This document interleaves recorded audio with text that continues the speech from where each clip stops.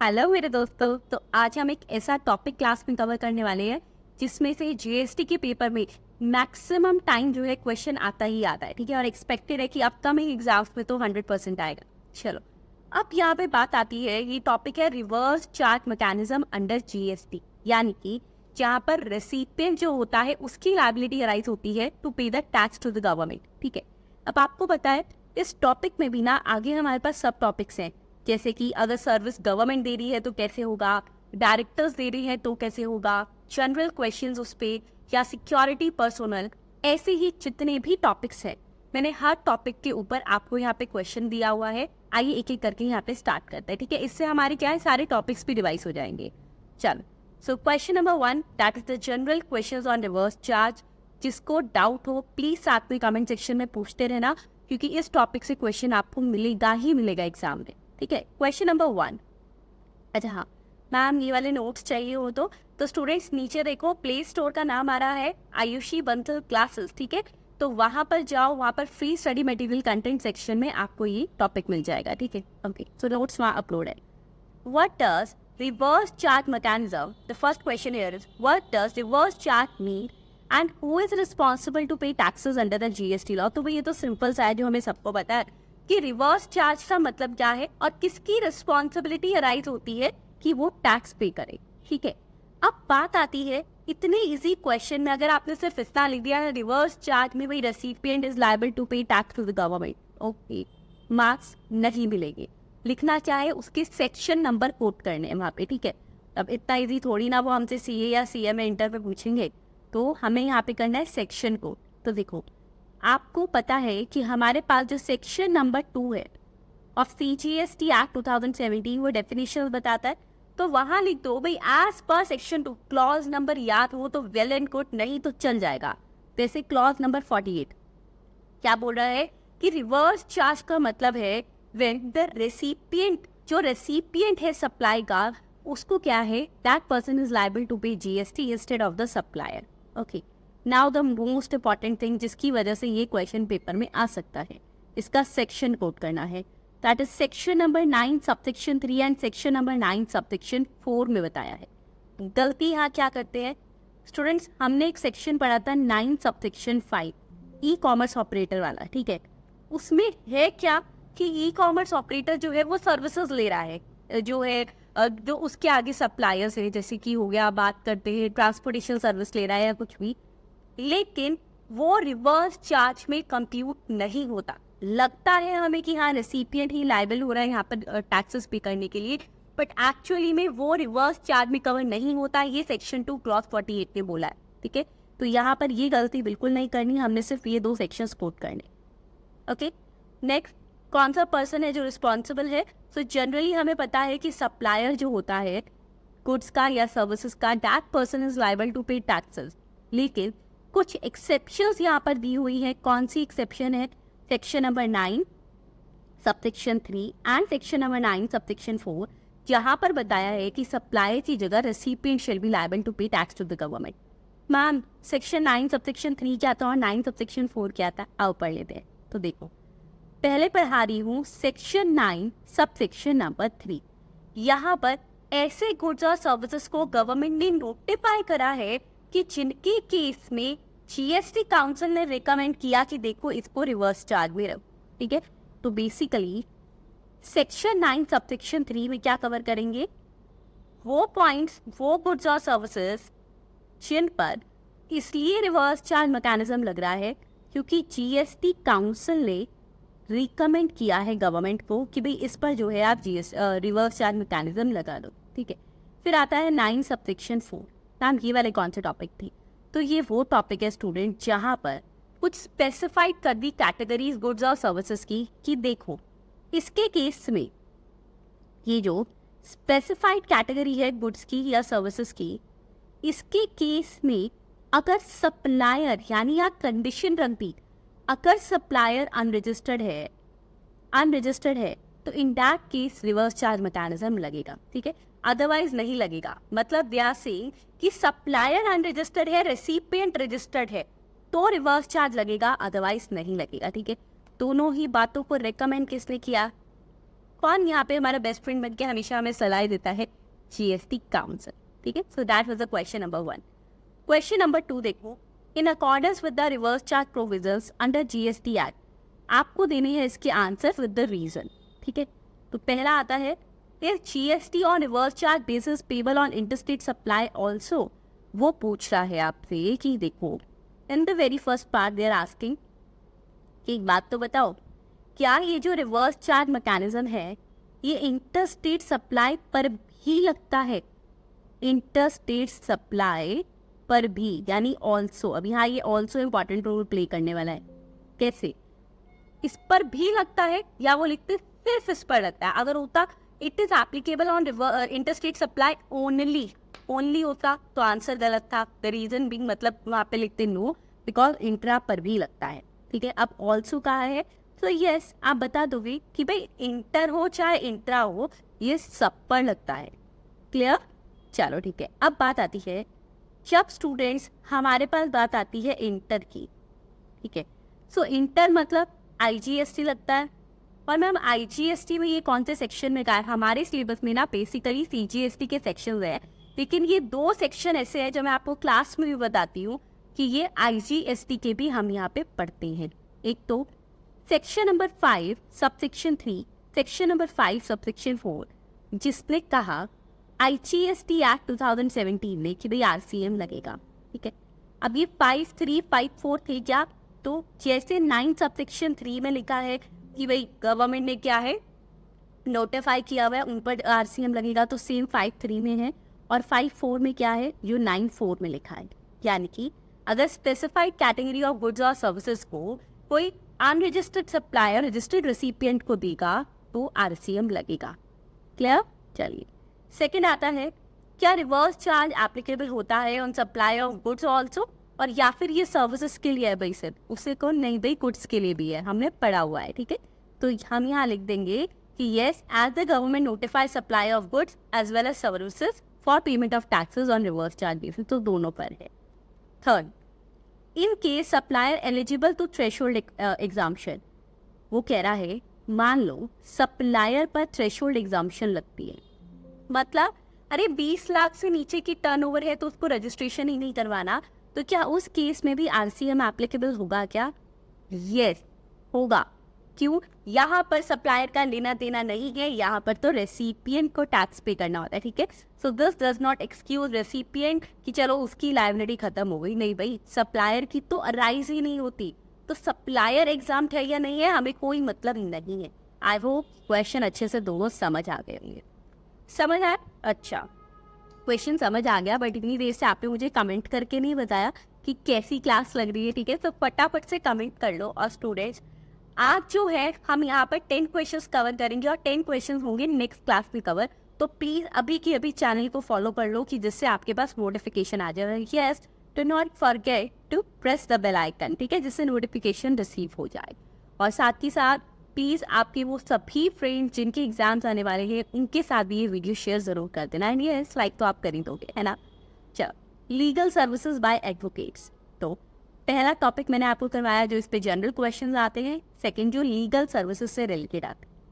अब देखो, जब एडवोकेट अपनी लीगल सर्विस किसी को दे रहा है तो क्या आरसीएम लगेगा, और लगेगा तो किस तरीके से लगेगा वो पढ़ते हैं। देखिए, so the question here is Chintamani ने हमेशा आफ्टर क्लास में भी साथ दिया तो यहाँ भी दे रहा है। ओके, तो Chintamani private limited had appointed a senior advocate Miss Pooja for representation of company legal matter at Delhi। Chintamani private limited यानी एक बॉडी कॉर्पोरेट में कंपनी ने एक सीनियर एडवोकेट मिस पूजा को अपॉइंट किया है कि उनको रिप्रेजेंट करेगी वो दिल्ली में कंपनी के लीगल मैटर में।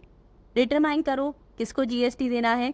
और क्या आपका आंसर अलग होता अगर चिंतामणि प्राइवेट लिमिटेड अपॉइंट करती किसी लोकल एडवोकेट को, ठीक है, जो फिर से कहता कि यहाँ पर बेसिकली वो कह रहे हैं कि चिंतामणि ने एक लोकल एडवोकेट को अपॉइंट किया और लोकल एडवोकेट ने फर्दर खुद से मिस पूजा को अपॉइंट किया, तो क्या इस केस में आंसर डिफर होता? देखते हैं। पहला दिन, ये कहाँ पर है लीगल मैटर्स वाली बातें? Ma'am legal services section 9 subsection 3 notify वाली है ना, टेबल पढ़ाई थी मैंने आपको। चलो, अच्छा, इसकी रिवीजन क्लास भी अवेलेबल है, अपलोड है ऑलरेडी चैनल पर, आप वो भी देख सकते हो अगर आपको आरसीएम रिवाइज करना है। सो एज पर सेक्शन 9 में कहाँ पे अपलोड है, तो ऊपर देखो एक आई बटन आ रहा है, ठीक है, आई बटन पे क्लिक कर लेना, उसके साथ जो लिंक आ रहा है that is of the RCM. As per section 9 subsection 3, अगर लीगल सर्विस प्रोवाइड करता है कोई भी इंडिविजुअल एडवोकेट, अब वो इंडिविजुअल एडवोकेट कौन है, देखो अगर कभी भी कोई इंडिविजुअल एडवोकेट, अब वो इंडिविजुअल एडवोकेट जो है, चाहे वो जूनियर एडवोकेट हो चाहे वो सीनियर हो, तो ये लोकल जैसी टर्म होती ही नहीं है, ठीक है, जूनियर सीनियर कोई भी हो, किसी भी बिजनेस एंटिटी को जो कि टैक्सेबल टेरिटरी में रजिस्टर्ड है, टैक्सेबल टेरिटरी में लोकेटेड है इनफैक्ट, ठीक है, अगर वो देगा तो इन दैट केस क्या लगेगा, यहाँ पर लगेगा रिवर्स चार्ज मैकेनिज्म, यानी GST is payable on the reverse charge basis by the recipient. तो बिजनेस एंटिटी को ही यहाँ पर क्या करना है, टैक्स देना है। एक बात, जब भी कोई क्वेश्चन आएगा जिसमें कोई सिनेरियो गिवन है, केस स्टडी का टाइप है, तो आपको हमेशा क्या करना है, पहले लीगल प्रोविजन लिख देना है, उसके बाद नीचे लिखेंगे डिस्कशन एंड कंक्लूजन, ठीक है, कि एज पर द प्रोविजन अब आंसर क्वेश्चन पे क्या बनता है, वहीं पे हम पार्ट 1 पार्ट 2 जो है उसको डिस्क्राइब करेंगे। अगर आपने ऐसा कर दिया ना, मार्क्स 100% पक्का अच्छे से मिलेंगे। चलिए, फिर आता है अब लीगल सर्विसेज में जब आप कोई रिप्रेजेंट करता है लीगल मैटर पे, तो वो भी इंक्लूड होता है। अब as per this provision first part पे क्या है कि पूजा एक सीनियर एडवोकेट है जिसने अपनी रिप्रेजेंटेशनल सर्विस दी है एक बिजनेस एंटिटी को जो पुणे में है, यानी कि टैक्सेबल टेरिटरी में लोकेटेड है, तो आरसीएम लगेगा। सेकंड, उससे कहा क्या यहाँ पर वुड योर आंसर डिफर, क्या आपका आंसर अलग हो जाता अगर चिंतामणि एक लोकल एडवोकेट को अपॉइंट करता, वो पूजा को करता? नहीं।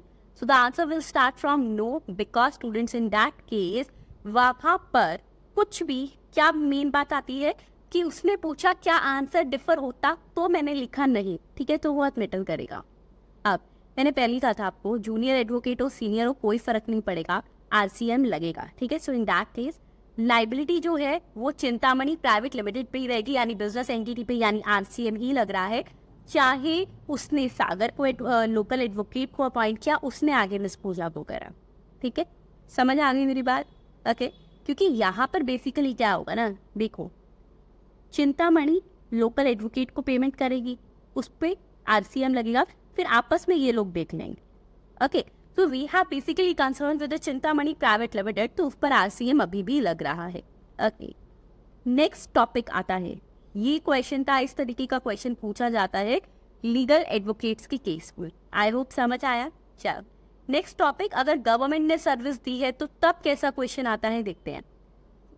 Under the GST law, and yes students, one more important thing, if any of your friend is doing the CA or CMA intermediate, ठीक है, and they are preparing for the May or June 2024 attempt, so please let them know कि हमारे batches जो है वो already start हो चुके हैं और जो लाइव बैच है वो भी स्टार्ट हो चुके हैं, ठीक है।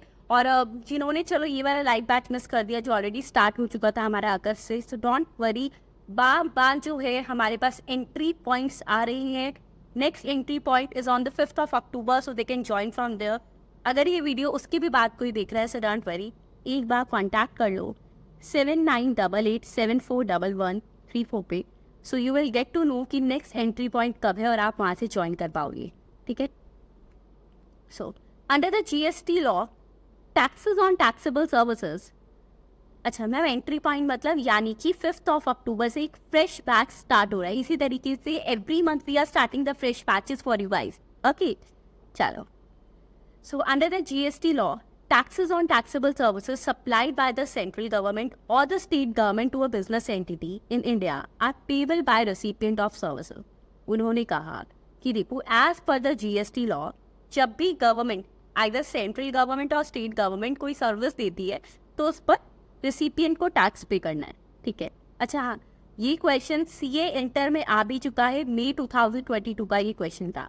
हमें बतानी है इसकी एक्सेप्शंस, याद है टेबल में करवाया था, नीचे ले आके लिखा था एक्सेप्शंस वाला पॉइंट ही वही है। यानी देखो as per section 9 subsection 3 of CGST act, जो भी सर्विस सप्लाई करता है सेंट्रल गवर्नमेंट या स्टेट गवर्नमेंट किसी बिजनेस एंटिटी को, क्योंकि टैक्सेबल टेरिटरी इंडिया की है, उस पर रेसिपिएंट टैक्स पे करता है, बट कुछ एक्सेप्शंस है। कितनी पढ़ाई थी?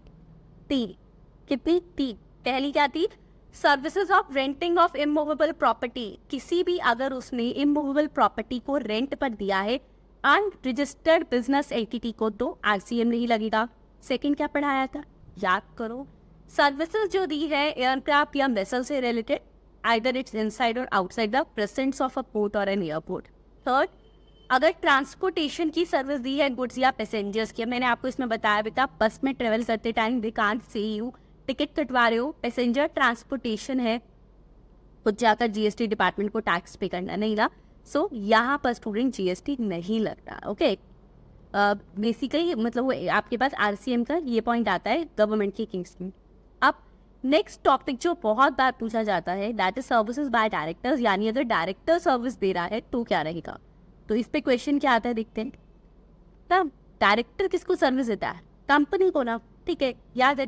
अब स्टूडेंट्स यहाँ पर देखना है, पहले तो मैं आपको एक बात बता दी, यहाँ पर हमेशा you have to see one point कि डायरेक्टर को अगर उन्होंने एम्प्लॉय मान लिया, अगर डायरेक्टर को एम्प्लॉय माना है ना, if director is an employee, तो क्या लगता है वहां पर?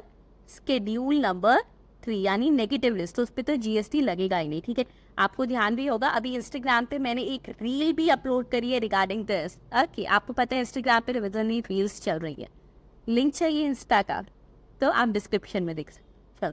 Mister Priyam, director of Sun Moon company private limited, provide service to the company for remuneration of 1,25,000। Okay, आपको बताना है whether GST is applicable in the below mention independent cases. If yes, तो किसको जीएसटी पे करना है। पहला case है कि प्रियम एक इंडिपेंडेंट डायरेक्टर है और वो एम्प्लॉय नहीं है। एम्प्लॉय होता तो जीएसटी ना लगता, एम्प्लॉय नहीं है।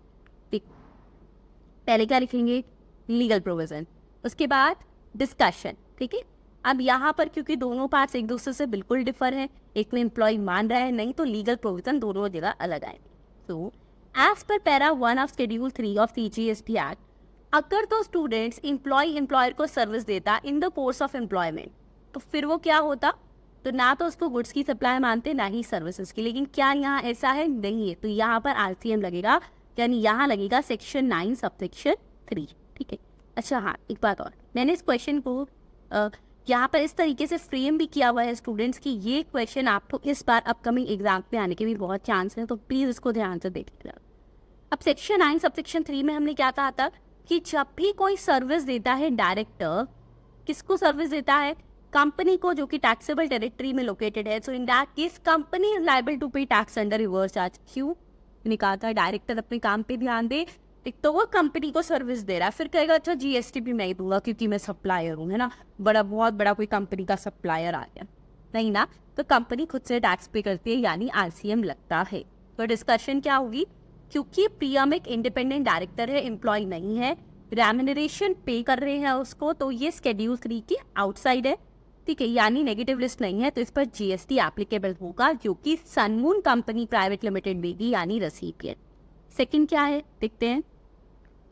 Second question here is, mister Priyam एक एग्जीक्यूटिव डायरेक्टर है, यानी एम्प्लॉय है।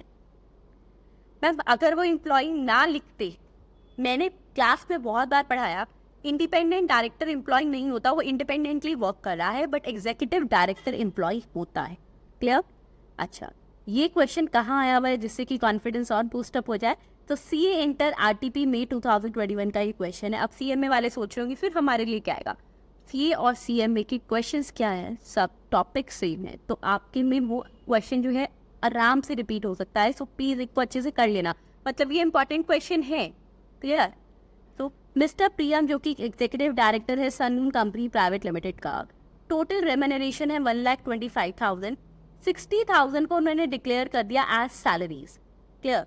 अब जब सैलरी डिक्लेयर करा है तो हमें पता है कि हमारे पास इनकम टैक्स में एक सेक्शन आता है टीडीएस अंडर सेक्शन 192, उस पर सैलरी पर टीडीएस कटता है ना। तो उन्होंने कहा टोटल 1,25,000 की सैलरी में से 60,000 को उन्होंने इनफैक्ट सैलरी शो कर दिया, 1,25,000 की रेम्यूनरेशन में से 60,000 को ऐसे सैलरी शो किया कि उस पर 192 भी लग रहा है, यानी टीडीएस कट रहा है। हाउएवर 65,000 बचा हुआ अमाउंट 1,25,000 माइनस 60,000, 65,000।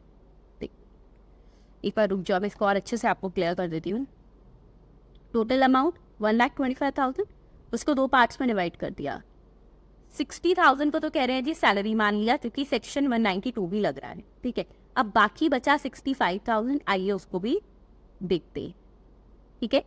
उन्होंने कहा कि उसको क्या डिक्लेयर करा अदर देन सैलरी, और उस पर 194J लगाया। अब इनकम टैक्स में 194J कब लगता है, क्या पढ़ाया था मैंने आपको, प्रोफेशनल सर्विसेज के केस में, ठीक है। यानी यहाँ उसको सैलरी नहीं मान रहे, या उसको प्रोफेशनल सर्विस मान रहे हैं, ठीक है। चलो देख लेते हैं कि जीएसटी कैसे लगेगा। अब देखो सेकेंड पार्ट, सेक्शन 9 सबसेक्शन 3 ने कहा था अगर सर्विसेज डायरेक्टर कंपनी को दे रहा है, ठीक है, जो कि टैक्सेबल टेरिटरी में है, तो भाई मैं आऊँगा रिवर्स चार्ज। लेकिन सीबीआईसी ने क्लैरिफिकेशन दी थी, क्या, कि डायरेक्टर रेम्युनरेशन को अगर आपने सैलरी दिखा दिया ना, तो भाई वो कवर हो जाएगा स्केड्यूल नंबर 3 में। स्केड्यूल 3 का मतलब हो गया नेगेटिव लिस्ट, तो वहाँ पर जीएसटी एप्लीकेबल नहीं होगा, क्लियर। फिर फर्दर वो वाली डायरेक्टर रेम्युनरेशन जिसको आपने सैलरी नहीं दिखाया, यानी उस पर लग रहा है जी सेक्शन नंबर 194, एक मिनट रुको स्टूडेंट्स, सेक्शन नंबर 194J, ठीक है। यहाँ पे कुछ मिस प्रिंटिंग हुई है, please right it as 194J, ठीक है। इसको ठीक कर लेना, this is a miss printing, it's 194J not 194, ये 3 गलती से प्रिंट हो गया, 194J। तो उसको हम क्या दिखाते हैं स्टूडेंट्स, उसको कहा प्रोफेशनल सर्विस। अब वो प्रोफेशनल सर्विस है, तो यानी कि भाई वो तो 1 to 1 वाला केस है, आउटसाइड द एम्प्लॉयमेंट वाला केस है। सो इन दैट केस इसको क्या मानेंगे हम, 194J है, तो इस पर स्केड्यूल 3 नहीं लग रहा। स्केड्यूल 3 नहीं लग रहा तो यानी नेगेटिव लिस्ट नहीं है, यानी इस पर जीएसटी लगेगा। अब इस पर जीएसटी लगेगा तो कैसे, रिवर्स चार्ज मैकेनिज्म के अकॉर्डिंग, ठीक है। आई होप समझ आ गया स्टूडेंट्स कि 65,000 पे क्या है, 65,000 पर आरसीएम लगेगा और 60,000 पर नहीं लगेगा, सैलरी पे नहीं लगेगा, बाकी पार्ट पे लगेगा। क्वेश्चन नंबर 6, अगेन ये क्वेश्चन भी डायरेक्टर वाला ही है और इम्पॉर्टेंट क्वेश्चन है, ध्यान से सुनो। जो भी डाउट्स आ रहे हैं प्लीज क्लियर करते रहो कमेंट सेक्शन में। साथ के साथ और डाउट्स आ रहे हैं, ठीक है, या फिर आपको लग रहा है कि कहीं से जो है फटाफट से अपडेट्स मिलती रहे हमें, तो स्टूडेंट्स मैंने नीचे मेरे सारे सोशल मीडिया हैंडल्स का लिंक दे दिया है डिस्क्रिप्शन में। व्हाट्सएप, इंस्टाग्राम, व्हाट्सएप ग्रुप है इंस्टाग्राम और फेसबुक, तो प्लीज़ आप वहाँ भी ज्वाइन कर सकते हैं, definitely Telegram. Okay, Arpan Singhania is a director in Narayan limited. Arpan Singhania है वो नारायण लिमिटेड में डायरेक्टर है। कंपनी ने उसको सिटिंग फीस दी है 25,000। फर्दर कंपनी ने उसको क्या दिया स्टूडेंट, सैलरी वाज पेड की है उसने 1.5 lakh for the month of January, जिस पर टीडीएस भी डिडक्ट किया, यानी 2 अमाउंट्स अभी तक दिए हैं। The first one is 25,000 which is a sitting fee to director, ठीक है। Second one is student, second one उसको जो पे करा है वहाँ उन्होंने वो करी है सैलरी, कितनी, 1,50,000, 1,50,000, ठीक है। This is a salary, okay, जिस पर टीडीएस भी कटा है, कैरी 192 लगा है। तपस्या and associates in which Arpan Singhania as a partner supplied certain professional services to Narayan Limited in the month of January for an amount of 22 lakh. एक तपस्या एंड एसोसिएट्स है जिसपे अर्पण सिंघानिया पार्टनर है, उसने सर्विस उसको सप्लाई करी है जनवरी में, जो कि 22 लाख है, ठीक है। आपको बताना है कि हर केस में 3 केसेस हैं यहाँ पर, 25,000 देन सैलरी वाला एंड देन उसके एसोसिएट्स ने जो है वो सर्विस दी है, तीनों पर कैसे कैसे लगेगा टैक्स, ओके। आइए, लीगल प्रोविजन क्या है कि रिवर्स चार्ज के बेसिस पर देखो, जब भी डायरेक्टर कंपनी को सर्विस देता है जो कि टैक्सेबल टेरिटरी में है, तो उस पर जी रिवर्स चार्ज लगता है, ठीक है। पहला, सिटिंग फीस पे करना। स्टूडेंट, सिटिंग फीस पे करना मतलब सैलरी नहीं है, तो यानी यहाँ पर आरसीएम लगेगा। सेकेंड, डायरेक्टर को सैलरी दी है जिसपे टीडीएस भी डिडक्ट हो रहा है, टैक्स डिडक्टेड एट सोर्स का प्रोविजन है, तो इन दैट केस उस पर स्केड्यूल 3 लगेगा और जीएसटी से बाहर, ठीक है, तो उस पर जीएसटी लगेगा ही नहीं। अगर आपने वैसे इनकम टैक्स भी कर ही रहे हो साथ साथ, डेफिनेटली है ना। तो आपको पता है, मैं हमेशा बोलती हूँ ये इंटरलिंक्ड रहता है, टीडीएस वाला पार्ट तो स्पेशली। तो टीडीएस के सेक्शंस आप देख लो, अगर आप यहाँ जीएसटी में भी कोट करते हो, so it is like an icing on the cake, okay. तो यहाँ हम लिख देंगे भाई हाँ उस पर टीडीएस सेक्शन 192 है। थर्ड, तपस्या एंड एसोसिएट्स ने दिया, फिर क्या होगा, तपस्या एंड एसोसिएट्स ने दिया, मैंने कहीं आरसीएम में आपको पढ़ाया कि उसका एसोसिएट अगर कुछ पेमेंट कर रहा है उस पर भी RCM लगाओ, नहीं ना। सो इन दैट केस स्टूडेंट्स देखो, चाहे वो पार्टनर हो चाहे ना हो, इससे प्रोफेशनल सर्विसेज पे इम्पैक्ट नहीं पड़ेगा। और तपस्या एंड एसोसिएट्स खुद यानी सप्लायर जो है फॉरवर्ड चार्ज में टैक्स पे करेंगे, ठीक है। फिर आता है next question, services by recovery agent. Recovery agent जब सर्विस देता है किसको देता है? वसूली भाई, बैंक्स को, ठीक है। तो उस केस में वहाँ पे कैसे रहता है, आइए देखते हैं स्टूडेंट्स। चलो, so question number 7 is here. Okay, अच्छा, Yes Bank which is located in Nagpur. अच्छा हाँ, एक इम्पॉर्टेंट बात और मैम, जून 2000 मई और जून 2024 के लिए कौन कौन से बैचेस अवेलेबल हैं वो भी बताता हूँ डेफिनेटली, ठीक है students. For the CMA intermediate, CMA intermediate के लिए टैक्स का कंप्लीट बैच अवेलेबल है, that is DT as well as IDT, ठीक है। उसके बाद बात आती है CA इंटर के लिए। तो स्टूडेंट्स CA इंटर के इस टाइम जो बैचेस स्टार्ट हो चुके हैं, ठीक है। ग्रुप 1 का जो बैच हमारा स्टार्ट हुआ है वो रहेगा पेपर नंबर 1 एडवांस्ड अकाउंटिंग का, और paper number 3 that is tax DT IDT। Group 2 के लिए हमारा ऑडिट का बैच भी ऑलरेडी स्टार्ट हो चुका है, ठीक है। तो जिससे भी ज्वाइन करना है जल्दी से ज्वाइन कर लेना। हाँ, मैंने बोला है जिसको ये कि बिल्कुल फ्रेश बैच से स्टार्ट करना है तो कांटेक्ट कर लेना 7988741134 पे। बहुत जल्दी फ्रीक्वेंट बेसिस पे फ्रेश बैच से स्टार्ट हो रहे हैं, आप उसमें ज्वाइन कर सकते हो। Recorded one is also available, okay. चलो, यस बैंक जो कि नागपुर में लोकेटेड है, उसने एक मिस्टर महेश को अपॉइंट किया एज अ रिकवरी एजेंट कि आप जो है मेरा जो आउटस्टैंडिंग बैलेंस अमाउंट है वो एक कस्टमर से उसने लोन लिया था, पैसा नहीं दे रहा, आप मुझे रिकवर करके दे दो। महेश ने अपनी सर्विस दी, यानी महेश कौन है? सप्लायर, ठीक है। और बैंक कौन है? रिसिपिएंट। उसने उसके लिए फीस चार्ज करी। आप ये बताओ कि क्या टैक्स एप्लीकेशन लगेगा? आपको लगता है recovery agent should pay the tax? नहीं ना। तो यहाँ पे भी RCM लगता है, पढ़ा था हमने सेक्शन 9 सबसेक्शन नंबर 3 में। क्या था? अगर रिकवरी एजेंट बैंक को अपनी सर्विसेज दे रहा है, रिकवरी सर्विसेज, तो GST जो है RCM पे लगेगा। तो in this case Yes Bank shall be liable to pay GST under RCM, okay. फिर बात आती है स्टूडेंट नेक्स्ट टॉपिक जिससे अब क्वेश्चन करने वाले हैं हम, सर्विस ऑफ ट्रांसफर और परमिटिंग द यूज और enjoyment of a copyright relating to original literary work. देखो हमने पढ़ा था ना, बुक पब्लिश, जो बुक का ऑथर है वो उसने अपनी सर्विस दी, बुक लिख कर दे दी किसको? पब्लिशर को। तो उस केस में कौन पर्सन है जिसको कि GST पे करना होगा? कौन था स्टूडेंट? कौन था? चलो आ देखते हैं, क्वेश्चन के थ्रू देखेंगे। Question number 8, mister Vicky Franklin N unregistered famous author, एक बहुत फेमस ऑथर है बट अनरजिस्टर्ड है, उसने 3 करोड़ रुपए रिसीव करे शिव भवन पब्लिकेशन से, जो कि इंदौर में लोकेटेड है, ठीक है। तो यानी सप्लायर कौन है? मिस्टर विकी, और रेसिपिएंट कौन है? शिव भवन पब्लिकेशंस, ठीक है। कितना अमाउंट पे करा इन्होंने सप्लायर को? 3 करोड़ रुपए, ठीक है। ये कहाँ है लोकेटेड? रेसिपिएंट इंडिया में ही है। अच्छा, फॉर सप्लाई कि उन्होंने अपनी जो है बुक की जो टेम्परेरी ट्रांसफर करा अपनी लिटरेरी वर्क का, ठीक है। अब वर्क फिनिश हो गया, बुक पब्लिशर को दी गई, लेकिन अभी तक इनवॉइस रेज नहीं हो रहा, ठीक है। अब मिस्टर विकी फ्रैंकलिन यानी कि सप्लायर को लग रहा है कि SPP है उसको ही क्या करना चाहिए? रिवर्स चार्ज में टैक्स पे करना चाहिए। SPP कह रहा है मैं नहीं मानता और मैं टैक्स डिपॉजिट करने के लिए रेडी नहीं हूँ अंडर एनी सर्कमस्टांसेस। आपको बताना है विकी फ्रैंकलिन सही है या फिर SPP, क्या लग रहा है? कमेंट लिख कर बताना। चलो फर्दर, मान लो अगर विकी फ्रैंकलिन करेक्ट भी है तो क्या रिकोर्स अवेलेबल है मिस्टर विकी फ्रैंकलिन के पास कि वो GST लॉ की इस रिक्वायरमेंट को कंप्लीट कर सके? ठीक है, चलिए देखते हैं ये क्वेश्चन कहाँ आया हुआ है। CA इंटर RTP मई 2020 में और CA इंटर जैन 2021 एग्जाम में इसका एक सिमिलर क्वेश्चन भी आया था, ठीक है। ये CMA के लिए भी बहुत इंपॉर्टेंट है। मिस्टर विकी फ्रैंकलिन सही है, 100% सही है। सेक्शन 9 सबसेक्शन 3 में लिखा हुआ है कि अगर ऑथर अपनी सर्विसेज दे रहा है किसको? पब्लिशर को, सो इन दैट केस वहाँ पर GST एप्लीकेबल होता है RCM के बेसिस पे। अब आपको मैम एक्सेप्शन थी ना, वो ऑथर की मर्जी थी, वो भी पढ़ेंगे, रुक पहले इसके बेसिस पर डिस्कशन करते हैं।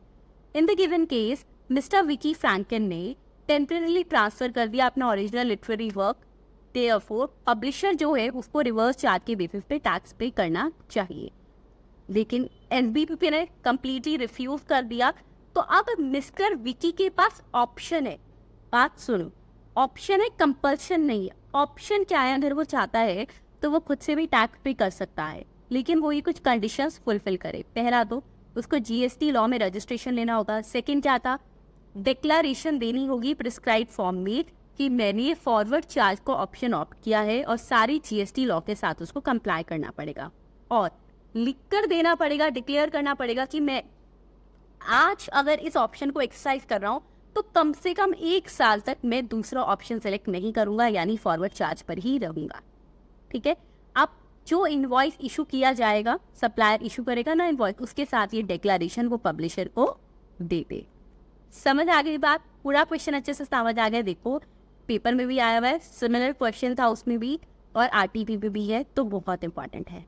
नेक्स्ट टॉपिक जो पढ़ने वाले हैं हम, that is services by individual direct selling agent. जो इंडिविजुअल डायरेक्ट सेलिंग एजेंट अपनी सर्विस देते हैं, बताया था मैंने बैंक से कॉल आ जाती है, अभी गाड़ी लेने का सोचा ही था, बैंक से कॉल, सर कार लोन चाहिए, मैम कार लोन चाहिए, पता नहीं कहाँ से खबरें लेते हैं, ये डायरेक्ट सेलिंग एजेंट देते हैं। ठीक है ना, तो देखते हैं।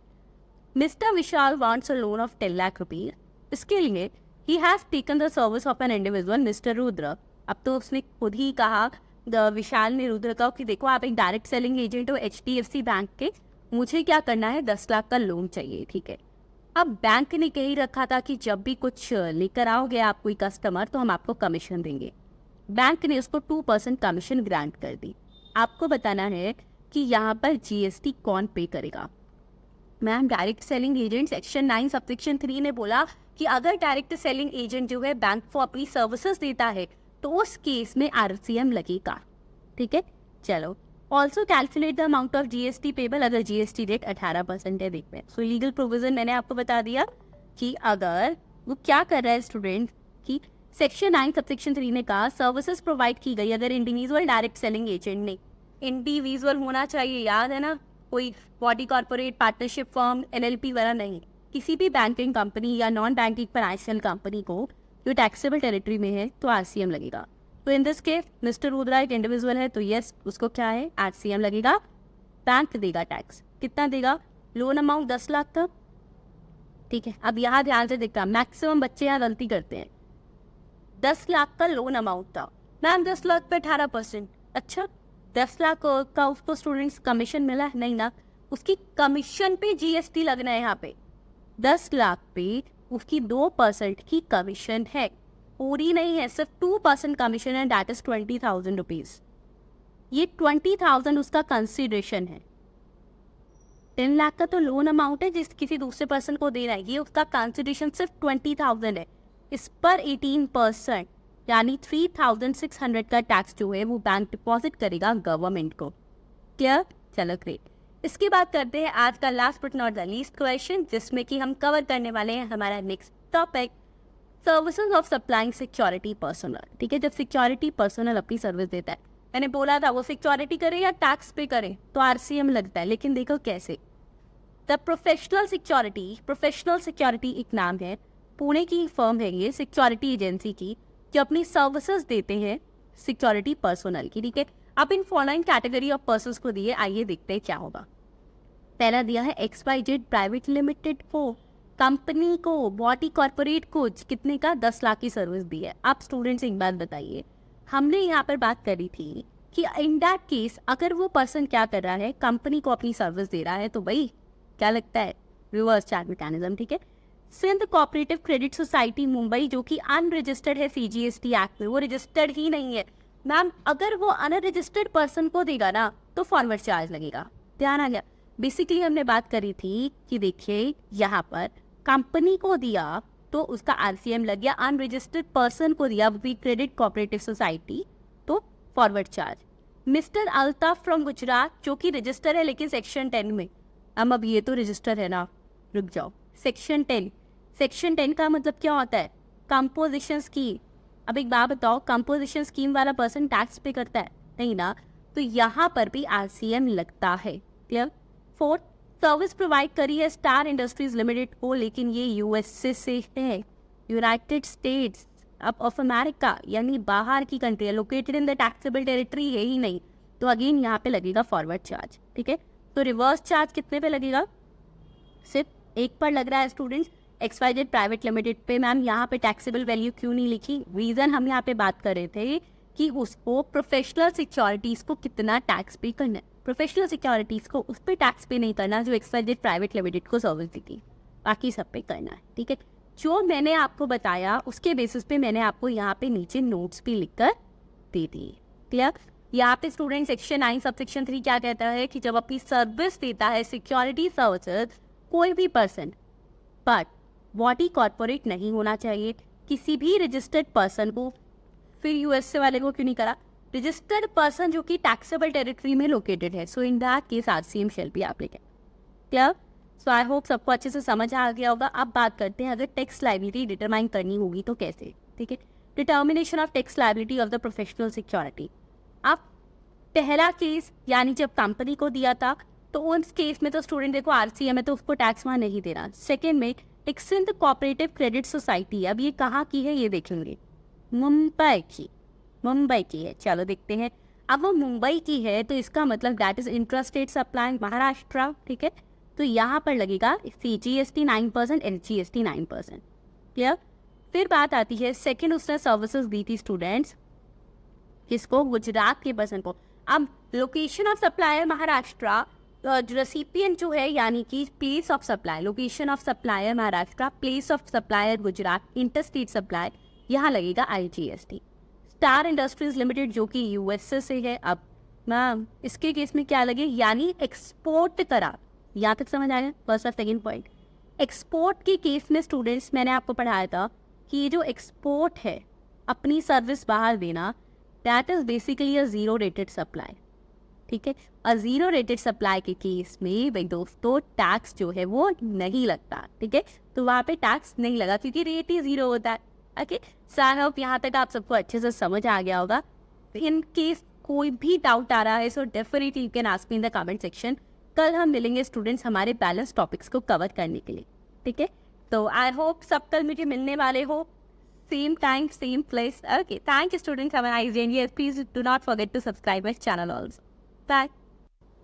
तो आज हम कवर करने वाले हैं आरसीएम यानी रिवर्स चार्ज मैकेनिज्म के ऐसे इंपॉर्टेंट क्वेश्चन जो कि पेपर में आने के हाईएस्ट चांसेस है, ठीक है। So let's start it. देखो स्टूडेंट्स, पहले 10 क्वेश्चंस मैंने आपको प्रीवियस सेशन में करवाए थे, अगर अभी तक नहीं करा डोंट वरी, ऊपर एक आई बटन फ्लैश हो रहा, ठीक है। उस लिंक पर आफ्टर दिस क्लास क्लिक कर लेना, you will get that video also, okay. Now let's start it. Question number 11। अब बात आती है decide which person is liable to pay GST in the following independent cases, यानी इन following cases में कौन सा ऐसा पर्सन है जिसको GST पे करना है, सप्लायर को या रेसिपिएंट को, बेसिकली वो ये पूछ रहे हैं, ठीक है। हाँ, टॉपिक क्या है, ये common question for all services, यानी सभी सर्विसेज का मिलाकर ऐसा क्वेश्चन आ सकता है जैसे हम टॉपिक वाइज करते हैं, ठीक है। तो फर्स्ट इज हाँ, ignore the aggregate turnover and exemption available, यानी कि हमें ये नहीं सोचना कि भाई किसी के पास एग्जाम्पशन है या एग्रीगेट टर्नओवर कितना है, नॉर्मल क्वेश्चन करना है। Mister Raghu provided sponsorship services, कौन सी services, sponsorship services to we win cricket academy and LLP। अब एक रघु है जिसने अपनी स्पॉन्सरशिप की सर्विसेज दी है, रघु है मतलब मैं इतना सा लिख लूँ कि इंडिविजुअल है, ठीक है, ये एक इंडिविजुअल है। इंडिविजुअल ने अपनी सर्विसेज दी है, कौन से वाली सर्विसेज दी है स्टूडेंट, उसने सर्विसेज दी है अपनी स्पॉन्सरशिप सर्विसेज। ध्यान से देखना क्वेश्चन, स्पॉन्सरशिप सर्विसेज, ठीक है, किसको दी है, कोई वी विन अकेडमी है जो कि एक LLP है यानी लिमिटेड लायबिलिटी पार्टनरशिप। अब देखो मैंने आपको section number 9 sub section number 3 में पढ़ाया था रिवर्स चार्ज मैकेनिज्म कि अगर कोई पर्सन अपनी स्पॉन्सरशिप की सर्विसेज देता है, किसको देता है, हमने पढ़ा था स्टूडेंट्स, अगर कोई भी पर्सन, कोई भी कैटेगरी, इंडिविजुअल हो या कोई भी, अपनी स्पॉन्सरशिप की सर्विसेज इन 2 पर्सन को देता है, यानी किसी भी बॉडी कॉर्पोरेट को, फर्स्ट हमने पढ़ा था बॉडी कॉर्पोरेट को, या फिर किसी भी पार्टनरशिप फर्म को, या फिर किसी भी पार्टनरशिप फर्म, तो उसके केस में आरसीएम लगता है, यानी recipient is liable to pay tax GST। अब LLP का मतलब क्या होता है, लिमिटेड लायबिलिटी पार्टनरशिप, मतलब कि पार्टनरशिप फर्म हम उसको कंसिडर करते हैं, तो यस, यहाँ पर RCM लगेगा। और ये जो हमारा रेसिपिएंट है B Win Academy, that person shall be liable to pay GST। ठीक है, चल ठीक है। So I hope part number 1 सबको अच्छे से समझ आ गया। आइए देखते हैं हमारा सेकेंड पार्ट। मैंने आपको पहले भी बताया है, जब भी ऐसा कोई केस स्टडी टाइप क्वेश्चन आता है तो हम पहले उसके बारे में कैसे लिखेंगे कि भाई इसका लीगल प्रोविजन क्या बनता है। ठीक है, जैसे मैंने आपको आंसर्स में दिया हुआ भी है, legal provision that as per section 9 subsection 3, if sponsorship services are provided by any person to किसको, या तो बॉडी कॉर्पोरेट को या पार्टनरशिप फर्म को which is located in the taxable territory, then GST is payable on reverse charge। ठीक है, और then देखो सबसे ज़्यादा मैटर करता है that how you are going to present your answers। okay, so now the discussion and the conclusion। तो in the given case sponsorship services LLP को दी है, जिसको हम कंसिडर करते हैं एज पार्टनरशिप फर्म। तो यहाँ पर वी विन अकेडमी जो है दैट विल बी लायबल। पहले सिर्फ लीगल प्रोविजन लिखोगे जिसमें आप उस कंपनी का, इंडिविजुअल पर्सन, किसी का नाम नहीं लिखोगे। That is only the provision as per the law. उसके बाद हम नेक्स्ट लेकर आएंगे डिस्कशन एंड कंक्लूजन। ठीक है, चलो नेक्स्ट पार्ट देखते हैं स्टूडेंट्स। तो नेक्स्ट, अच्छा हाँ एक बात और, ये क्वेश्चन स्टूडेंट्स हमारे पास CA इंटर के सजेस्टेड आंसर्स क्वेश्चंस में आया था नवंबर 19 में, CA इंटर के नवंबर 18 एग्जाम्स पे भी आया था, और ये हमारे स्टडी मटेरियल का भी क्वेश्चन है। ठीक है, तो CMA students also this question is very very very very very important. Okay, next, Safe Trans a goods transport agency कौन है? एक GTA है, गुड्स ट्रांसपोर्ट एजेंसी है। ट्रांसपोर्टेड, उसने क्या ट्रांसपोर्ट करा? Goods of Kapil and company, a partnership firm which is not registered under GST। वो कह रहा है कि देखो भाई, एक हमारे पास सेफ ट्रांस है। कौन है? Safe Trans. अब ये सेफ ट्रांस कौन है? एक गुड्स ट्रांसपोर्ट एजेंसी है। उसने अपनी ट्रांसपोर्टेशन सर्विसेज दी है। अब किसको दी है ये transportation services? That is going to matter. ये उसने दी है एक पार्टनरशिप फर्म। अब क्लियर लिख दिया भाई, ये पार्टनरशिप फर्म जो है वो रजिस्टर्ड नहीं है GST में। नाउ द क्वेश्चन, अगर वो रजिस्टर्ड नहीं है GST में, it is located in the taxable territory, GST में रजिस्ट्रेशन नहीं है, तो क्या यहाँ पर उसको RCM लगेगा? The answer is yes. क्या पढ़ाया था मैंने आपको? बाकी सब कैटेगरीज के लिए उनके पर्टिकुलर एक्ट में भी रजिस्टर होना जरूरी है, और ये पार्टनरशिप फर्म GST में तो छोड़ो, उन्होंने तो लिख दिया जी ये तो पार्टनरशिप एक्ट में भी रजिस्टर नहीं है। बेसिकली दे हैव राइटेड कि वो जो है GST में भी रजिस्टर नहीं है, और चाहे वो पार्टनरशिप एक्ट में भी ना हो। एक एडिशन में करके दे रही हूँ, अगर ये भी होता तो इन दैट केस ऑल्सो हमने पढ़ा था कि पार्टनरशिप फर्म वेदर रजिस्टर्ड और नॉट रजिस्टर्ड, उस पर RCM लगता है अगर GTA उसको अपनी सर्विसेज देता है। ठीक है, तो यहाँ पर ये जो पार्टनरशिप फर्म है इसी को क्या करना पड़ेगा? टैक्स देना पड़ेगा। साथ में एक अजम्पशन लिख देंगे। अजम्पशन क्या भाई? हम अज्यूम कर रहे हैं कि ये जो GTA है ना, गुड्स ट्रांसपोर्ट एजेंसी, यानी कि सेफ ट्रांस, इसने ऑप्ट नहीं करा है फॉरवर्ड चार्ज के लिए। हमें पता है ना दैट पर्सन फिर वो क्या कर सकता था? ऑप्ट भी कर सकता था जो GTA की सर्विसेज होती है, लेकिन उसने नहीं करा। आइए एक बार आपको अजम्पशन दिखाते हैं। सेम वे में legal provision then discussion. Assumption, it is assumed that GTA यानी कि Goods Transport Agency has not exercised the option to pay tax under forward charge। याद आ गया सबको? ठीक है, वो 6% then 12%, वो सब कैटेगरी। चलो नेक्स्ट हमारे पास बात आती है क्वेश्चन नंबर 12। अगर स्टूडेंट्स आप किसी भी चैनल पे मेरा ये जो क्वेश्चन देख रहे हो, ठीक है, और आपको लग रहा है ना कि आपको किसी क्वेश्चन में डाउट है, so definitely you can ask your doubts in the comment section. साथ ही साथ दोबारा बोल रही हूँ, अगर क्वेश्चन समझ आ रहे हैं, वीडियो अच्छी लग रही है, तो please like, comment and share it with your friends. इससे क्या है, मुझे भी मोटिवेशन मिलेगी that you are going to like it. और चैनल सब्सक्राइब करना मत भूलना, क्योंकि एग्जाम्स तक ना हम डेली बहुत सारी ऐसी डोजेस लेने वाले हैं प्रैक्टिस की। चलो question number 12, state with reason the person liable to pay GST in each of the following independent cases. उसने कहा कि आपको बताना है कि इसमें कौन सा पर्सन लायबल है टू पे GST। अज्यूम कर लेना हर केस में रेसिपिएंट टैक्सेबल टेरिटरी में लोकेटेड है। बेसिकली देखना है कि फॉरवर्ड चार्ज मैकेनिज्म लग रहा है या रिवर्स चार्ज। ठीक है, देखें इसको। आइए स्टूडेंट, सो पहला क्वेश्चन, पहला पार्ट आता है, rental income received by Tamil Nadu state government from renting an immovable property to Manappa private limited. अब ये है क्या, आई लेट्स सी। उन्होंने बोला कि यहाँ पर क्या हो रहा है, जो तमिलनाडु की गवर्नमेंट है यानी कि एक स्टेट गवर्नमेंट ने रेंटल इनकम रिसीव करी है। क्वेश्चन को ट्विस्ट भी करेंगे ना तो आप नहीं घबराओगे। देखो उन्होंने कहा रेंटल इनकम रिसीव करी है, यानी पता है ना इनकम कौन रिसीव करता है, जो सर्विस प्रोवाइड करता है, ठीक है। तो यानी स्टेट गवर्नमेंट ने अपनी सर्विस दी है मनप्पा प्राइवेट लिमिटेड को। यहाँ पर स्टेट गवर्नमेंट ने अपनी सर्विस दी है मनप्पा प्राइवेट लिमिटेड को। आइए देखते हैं, ये रही हमारे पास स्टेट गवर्नमेंट, ठीक है, here it is state government. Service दे दी अपनी मनप्पा प्राइवेट लिमिटेड को। प्राइवेट लिमिटेड कौन होती है, यानी एक प्राइवेट कंपनी को, ठीक है। अब हमने स्टूडेंट्स बात करी थी कि जब भी स्टेट गवर्नमेंट या central government as per section 9 subsection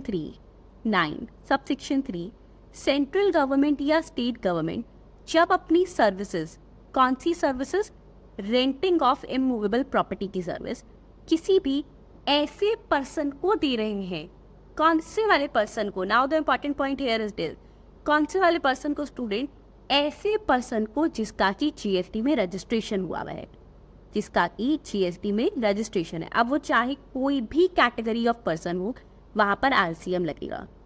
but question में तो बोला ही नहीं कि दैट मनप्पा प्राइवेट लिमिटेड वो रजिस्टर्ड है या नहीं है, तो क्या करें, इजी है, उन्होंने दिया है इसका टर्नओवर। कितना टर्नओवर था, 22 lakh in the preceding financial year. अब हमें पता है जैसे ही 20 लाख को टर्नओवर क्रॉस किया होगा उसने रजिस्ट्रेशन लिया ही लिया होगा, है ना। तो क्योंकि स्टूडेंट्स अब वो पर्सन रजिस्ट्रेशन ऑलरेडी ले चुका होगा, यहाँ लगेगा आरसीएम, यानी this Manappa private limited is liable to pay GST, ठीक है। अगेन सेम तरीके से करोगे, पहले legal provision and then discussion and conclusion. अच्छा ये 22 लाख वाली बात किसने कही होगी, सेक्शन नंबर कौन सा सेक्शन था, जल्दी से बता दो, सेक्शन 22 लाइबल फॉर रजिस्ट्रेशन वाले, ठीक है ना, क्योंकि 20 लाख को क्रॉस कर गया है, सो यस उसका रजिस्ट्रेशन तो हुआ ही होगा। ओके चलो नेक्स्ट पार्ट देखते हैं।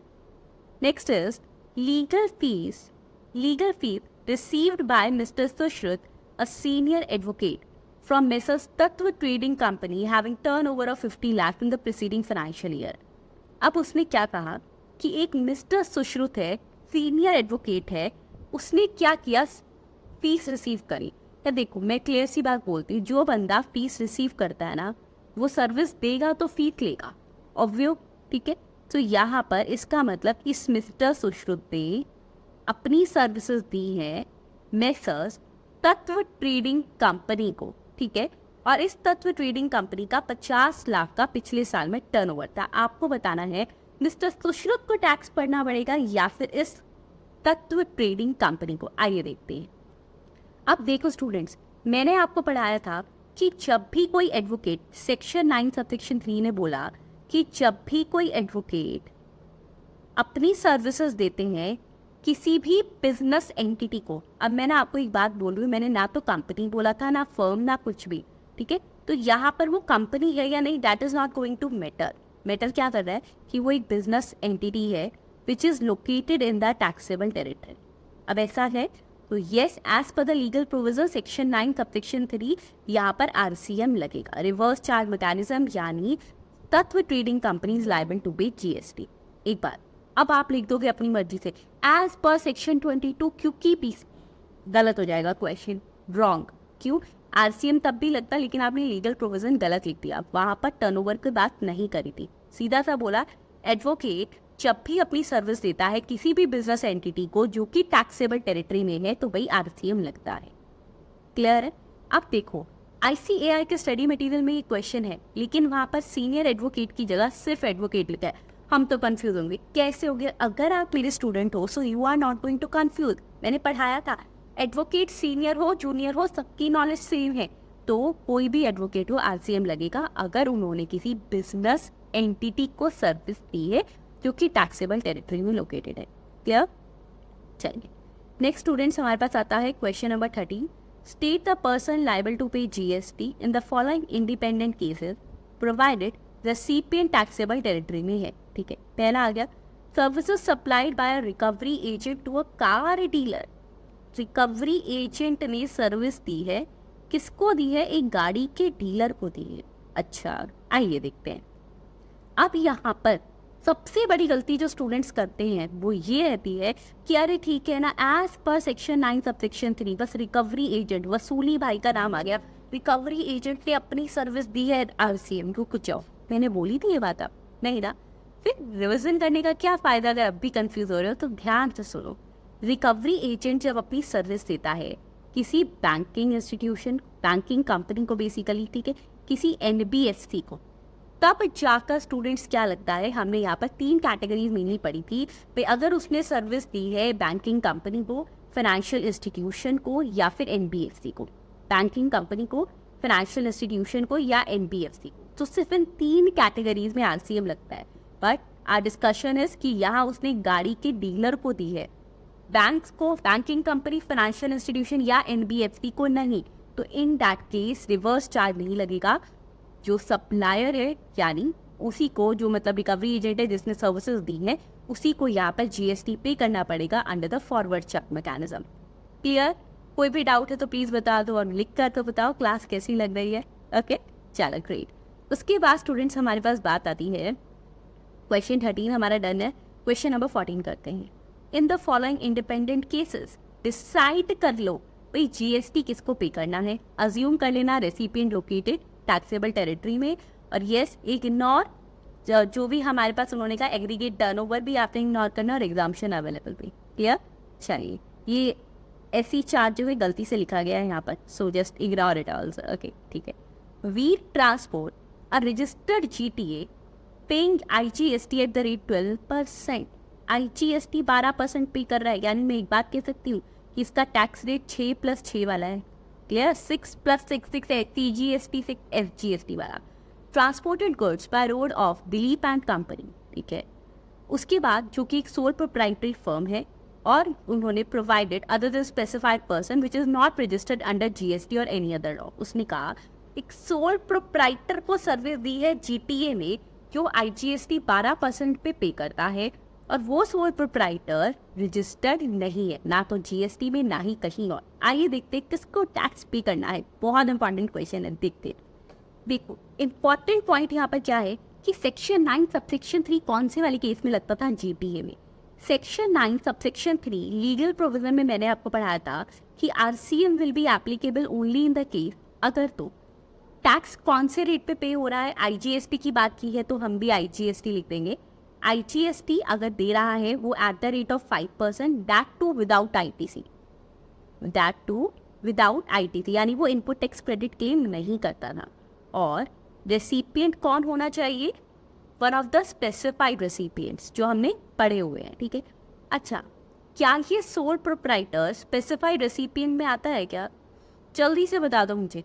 आता है मैम, बट कौन से केस में? सोल प्रोप्राइटर स्पेसिफाइड रेसिपिएंट सिर्फ तब होता है अगर वो जीएसटी में रजिस्टर्ड होता है। क्या ये रजिस्टर्ड है? नहीं, तो इसका मतलब ये स्पेसिफाइड रेसिपिएंट नहीं है। सेकंड, या तो सेकंड कंडीशन भी फुलफिल नहीं हो रही, यहाँ पे दोनों कंडीशंस फुलफिल होनी चाहिए, और इस क्वेश्चन में तो एक भी नहीं होती, ठीक है। एक भी होती कोई तो भी जो आरसीएम ना लगता, क्योंकि दोनों कंडीशंस साथ में फुलफिल होनी चाहिए। आईजीएसटी वो पे कर रहा है 12% के हिसाब से, 12% यानी आईटीसी क्लेम कर रहा है, ठीक है। तो इन दिस क्वेश्चन यहाँ पर स्टूडेंट रिवर्स चार्ज मैकेनिज्म नहीं लगेगा। क्लियर? वेट, अब आपके माइंड में बात आ रही होगी मैम आपने मुझे चैप्टर 4 पढ़ाया था, कौन सा? एग्जाम्पशंस वाला। आपने कहा था कि जीटीए अगर अपनी सर्विस देता है किसको? Other than the specified recipients. ये पढ़ा था, आओ देखते हैं स्टूडेंट्स। तो वहाँ मैंने आपको पढ़ाया था कि जब भी जीटीए अपनी सर्विस देगा रेसिपिएंट को, और वो recipient other than the specified recipient है, यानी कोई अनरजिस्टर्ड सोल प्रोप्राइटरशिप फर्म है, ठीक है, मतलब स्पेसिफाइड होता तो वो रजिस्टर्ड होता, तो उसके केस में तो भैया अब एग्जाम हो गई है सर्विस, तो ये फॉरवर्ड चार्ज भी कैसे लगा? तो देखो क्वेश्चन में क्लियरली लिखा हुआ था कि आपको इग्नोर करना है अगर कोई भी एग्जाम्पशन अवेलेबल है। हमें पता है जीटीए सर्विस दे रहा है अदर देन द स्पेसिफाइड को, एग्जाम्प्ट है, लेकिन हम इसको यहाँ इग्नोर करेंगे और क्वेश्चन में साथ में नोट दे देंगे कि मार्क्स मत काटना एग्जामिनर, हमें पता था बट तुमने ही स्टार्टिंग में लिखा था। क्लियर? चलो नेक्स्ट करते हैं part number 2। Mister Kamal Jain, an unregistered famous author, received 20 lakh of personal consideration from PQR Publications Limited. This is basically the personal here नहीं था, उसने रॉयल्टी रिसीव कर ली। ठीक है, कि मतलब वो पब्लिकेशंस के लिए उसने दिया है। Okay, for supply of services by way of temporary transfer of a copyright covered under section 13, यानी उसने कॉपीराइट दे दिया कि हाँ भाई तुम मेरी बुक जो है पब्लिश कर सकते हो। क्वेश्चन आया हुआ है CA इंटर November 20 एग्जाम में। क्या लगता है क्या प्रोविजन था? मैम प्रोविजन तो देखो साफ साफ सी बात थी। क्या था यहाँ पर? सेक्शन 9 सबसेक्शन 3 हमें कहता है कि अगर जो ऑथर है, ऑथर यानी जो बुक लिख रहा है, ठीक है, वो अपनी सर्विसेज देता है पब्लिशर को, तो इन दैट केस RCM लग जाएगा। लेकिन हमारे पास क्या होता है, ऑथर के पास ये ऑप्शन होता है, अगर वो फॉरवर्ड चार्ज में भी पे करना चाहता है टैक्स तो वो कर सकता है। In the given case author एक अनरजिस्टर्ड पर्सन है। अनरजिस्टर्ड पर्सन है स्टूडेंट्स, यानी इस ऑथर के पास SCM का ऑप्शन ही नहीं है। फॉरवर्ड चार्ज कैसे करेगा? अभी रजिस्टर्ड नहीं है।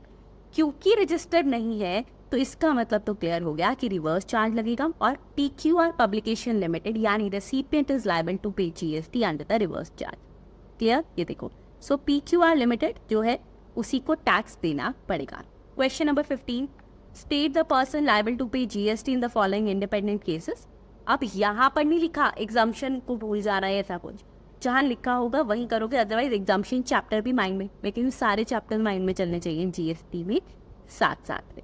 नहीं, services provided by arbitral tribunal to a business entity. क्या बताया था मैंने? सेक्शन 9 सबसेक्शन 3 ये कहता है कि अगर कभी भी कौन अपनी सर्विस किसको दे रहा है?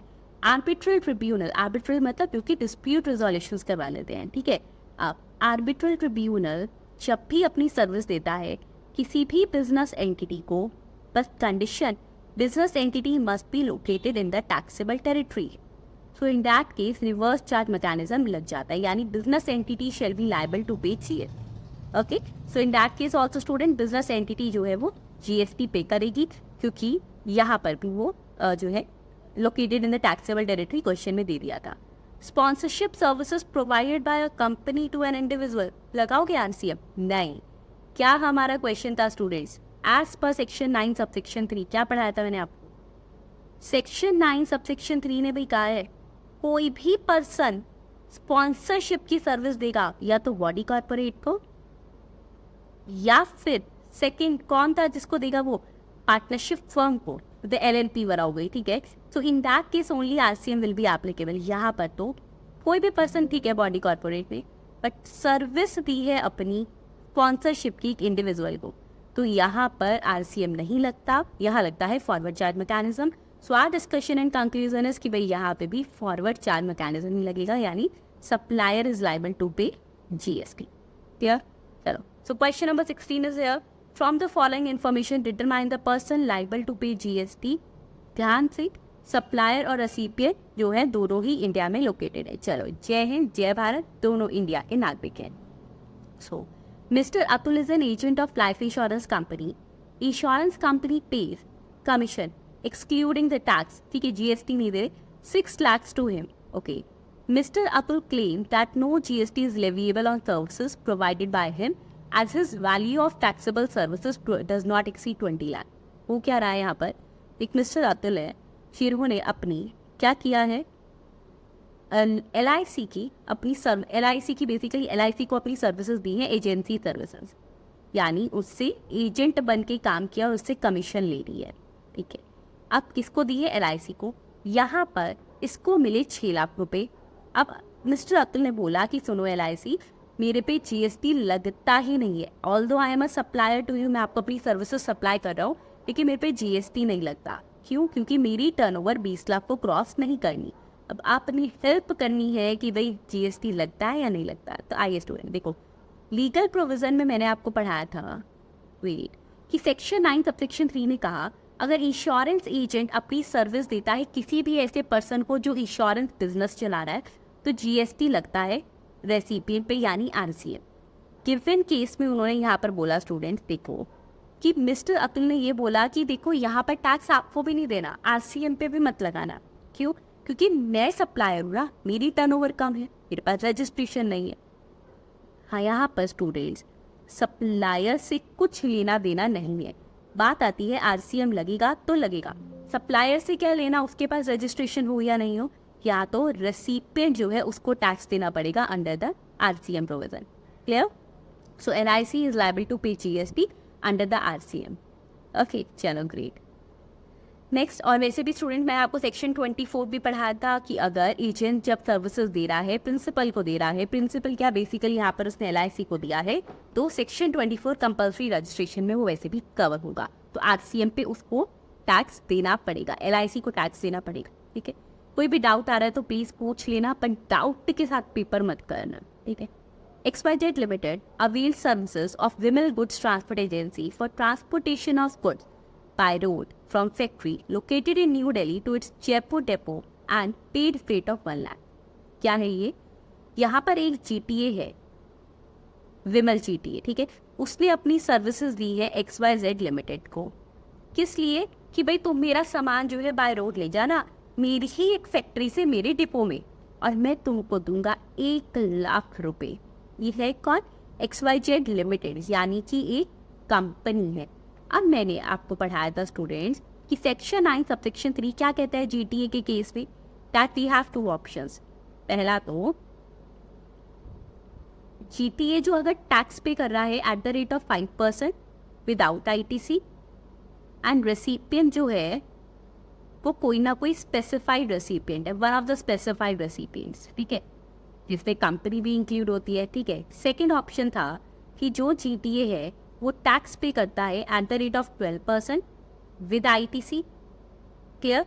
अब स्टूडेंट्स यहाँ पर we have to check it out कि क्या टैक्स रेट के बारे में कुछ बोला है? नहीं, तो हम अज्यूम कर लेंगे जी 5% वाला है, क्योंकि हमने ऊपर क्लियर कर दिया।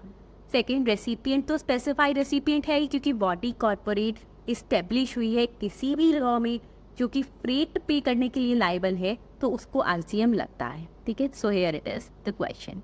In the given case assume कर लिया, लिख दोगे अजम्पशन ली है, वरना एग्जामिनर को सपना नहीं आएगा कि अजम्पशन लेकर बैठे हो। क्लियर? लिखना पड़ेगा कि अज्यूम कर लिया है कि 5% वाला केस है, क्योंकि हम आरसीएम लगा रहे हैं। ठीक है, अच्छा मैम कैसे पता चले अजम्पशन क्या नहीं, एक बात बताओ, स्पेसिफाइड रेसिपिएंट है ना, तो आपको क्या लगता है as an examiner what you want to check? Question घुमाओगे, स्पेसिफाइड है लेकिन हम मान रहे हैं 12 पे है, नहीं ना, तो सिंपल लिख दो 5% है, स्पेसिफाइड रेसिपिएंट है तो आरसीएम लग जाएगा। नेक्स्ट आता है स्टूडेंट्स क्वेश्चन यहाँ पर point number 3, Ranka jewellers limited paid 50 lakh for sponsorship of Miss India beauty pageant. Ranka jewellers limited ने 50 लाख रुपए पे करे, यानी ऑब्वियसली उसने सर्विस रिसीव करी है। अब स्टूडेंट सेक्शन 9 सबसेक्शन 3 में मैंने आपको पढ़ाया कि देखो अगर स्पॉन्सरशिप सर्विसेज जो है, देखिए यहाँ पर पहली बात तो इसने ना क्वेश्चन घुमाया है, उसने सीधा सीधा नहीं लिखा, लेकिन मेरे स्टूडेंट्स इतने स्मार्ट है, कैसे क्वेश्चन दे दो वो सॉल्व कर लेंगे। रनका लिमिटेड ने 50 लाख पे करे। आप 50 लाख पे कब करोगे? जब आप सर्विस रिसीव करोगे या दो? रिसीव करेंगे ऑब्वियसली, ठीक है ना। तो यहाँ पर उसने सर्विस रिसीव करी। अब हमारे पास सेक्शन 9 सबसेक्शन 3 में था कि कोई भी पर्सन स्पॉन्सरशिप की सर्विस देता है किस रेसिपिएंट को, या तो कंपनी को यानी बॉडी कॉर्पोरेट को, बेसिकली वर्डिंग्स बहुत मैटर करेंगी, या फिर हमारी LLP को, मतलब पार्टनरशिप फर्म को, तो भाई उस केस में आरसीएम लगेगा। तो किसी भी पर्सन ने लिखा ही नहीं कौन है, कोई भी, मैं कह रही हूँ चाहे डोरेमोन क्यों ना, ठीक है, किसी भी पर्सन ने बॉडी कॉर्पोरेट यानी Ranka limited which is a company limited, तो वहाँ पर आरसीएम लग जाएगा। क्लियर? चलो अच्छा स्टूडेंट्स, इसके साथ साथ एक और आपको इम्पॉर्टेंट अनाउंसमेंट हो क्या, अगर किसी भी स्टूडेंट को CA इंटर या CMA इंटर के लिए जो टेस्ट ज्वाइन करने हैं, that is a test series, ठीक है। सो टेस्ट सीरीज बहुत जल्दी आपके पास अवेलेबल होने वाली है। आप वो ऐप पे भी चेक कर सकते हो, आयुषी बंसल क्लासेस, ठीक है, नीचे आपको ऐप का नाम जो है फ्लैश हो रहा है, या फिर आप वेबसाइट विजिट कर सकते हैं, इट्स www.ayushibansalclasses.in, वो भी आपको नीचे जो है मिल जाएगा, फ्लैश हो रहा है, वहाँ पर जाकर आप चेक कर सकते हो, ठीक है। बहुत नॉमिनल प्राइस इसके लिए रहने वाला है, तो फटाफट से चेकआउट कर लो। और हाँ, इस पर एक इनॉग्रल ऑफर भी चलेगा, दैट विल बी, वैसे इसका जो प्राइस रहेगा किसकी कौन से सब्जेक्ट की यहाँ बेसिकली बात कर रही हूँ, तो कोई भी आप सब्जेक्ट, एक सब्जेक्ट जब लोगे, ठीक है, लेट्स टॉक अबाउट कि आपके टैक्स की बात कर लेते हैं, ठीक है। तो वैसे प्राइस रहेगा इसका 1249, जिसमें चैप्टर वाइज टेस्ट कवर होंगे, साथ ही साथ कवर होगा फुल सिलेबस टेस्ट भी, यानी बहुत सारे क्वेश्चंस का टेस्ट होगा जिसको मैं आपको चेक करूँगी। आपको वो टेस्ट जो है स्टूडेंट, उसका पूरा शेड्यूल मिलेगा कि कैसे कैसे आपने करना है। अगर मान लो आपने टेस्ट मैम 1-2 दिन बाद ज्वाइन किया, नो वरी, वो क्वेश्चन पेपर भी आपको मिलेंगे, आप सॉल्व कर सकते हो as per your convenience, I will check it out, ठीक है। अच्छा, वैसे 1249 है, लेकिन इस पर अभी इनॉग्रल ऑफर में आपको एक कूपन कोड मैं दूंगी, ठीक है। आपको अगर ज्वाइन करना है सो यू कैन कॉन्टैक्ट अस, आपको कूपन कोड मिल जाएगा और उससे प्राइस हो जाएगा 999 ओनली, ठीक है। बट ये 999 का प्राइस जो है वो फर्स्ट 100 स्टूडेंट्स के लिए रहेगा, after that it will be 1249, okay. चलो अब बात करते हैं। अब यहाँ पे बात आती है लीगल सर्विसेज। बेसिकली टेस्ट अगर आपको लग रहा है आप मुझे प्रेजेंटेशन नहीं आ रही, क्वेश्चंस नहीं आ रहे, so you can opt for test also, ठीक है। और CMA इंटर के लिए फाइनेंशियल अकाउंटिंग का टेस्ट भी अवेलेबल है। चलो point number 4, legal services provided by VHP and company, a partnership firm of advocates, New Delhi to Tata Motors Limited Mumbai for 70 lakh. वो कह रहा है लीगल सर्विस दे रहा है एक एडवोकेट की पार्टनरशिप फर्म, ठीक है, और वो आपको ये पूछ रहा है कि अब ये बताओ भाई, उसको जो है एक पार्टनरशिप फर्म अगर एक किसी को भी अपनी सर्विस दे रही है, बेसिकली किसको सर्विस दी यहाँ पर उसने, टाटा मोटर्स लिमिटेड यानी एक कंपनी को, तो वहाँ पर RCM लगेगा या नहीं लगेगा। मैंने आपको पढ़ाया था कि जब भी एडवोकेट्स सर्विस देते हैं including a partnership firm of advocate, किसी भी बिजनेस एंटिटी को, again I am repeating it, company हो चाहे कोई हो, बस बिजनेस एंटिटी होनी चाहिए। तो आप बॉडी कॉर्पोरेट लिखोगे तो क्वेश्चन गलत, आंसर सही बैठेगा कि RCM है, बट क्वेश्चन के मार्क्स ही नहीं मिलेंगे, रीजन आपने प्रोविजन गलत लगाया।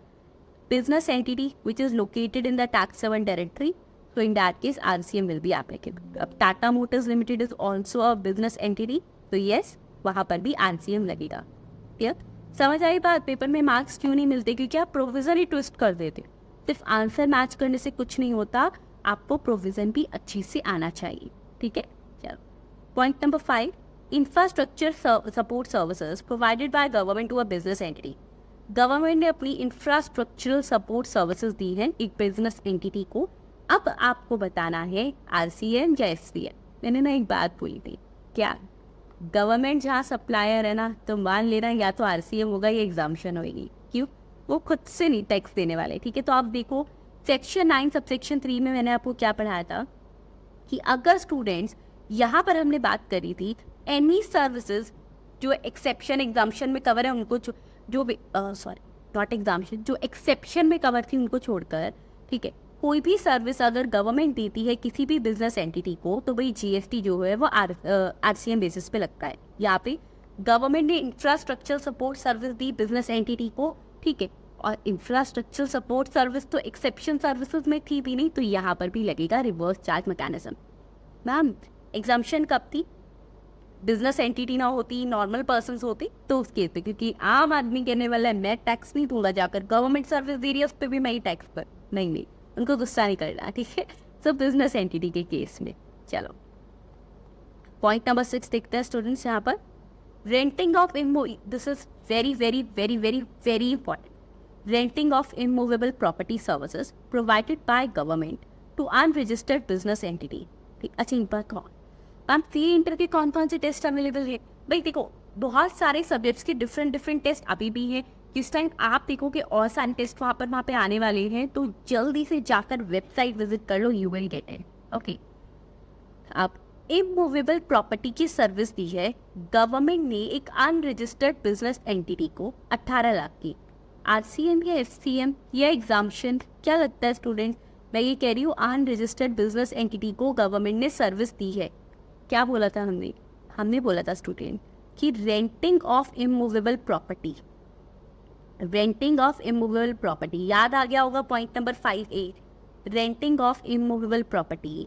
अगर सेंट्रल गवर्नमेंट, स्टेट गवर्नमेंट या यूनियन टेरिटरी या लोकल अथॉरिटी किसी भी रजिस्टर्ड पर्सन को अपनी ये सर्विस देगी जो कि टैक्सेबल टेरिटरी में है, तो RCM लगेगा। कि तो अनरजिस्टर्ड है तो यहाँ लगेगा फॉरवर्ड चार्ज मैकेनिज्म, तो इस केस में लगेगा फॉरवर्ड चार्ज, ठीक है। इसके बाद स्टूडेंट्स हम करने वाले हैं अब question section number 9 subsection number 5 का लाइबिलिटी कवराइज होती है इलेक्ट्रॉनिक कॉमर्स ऑपरेटर।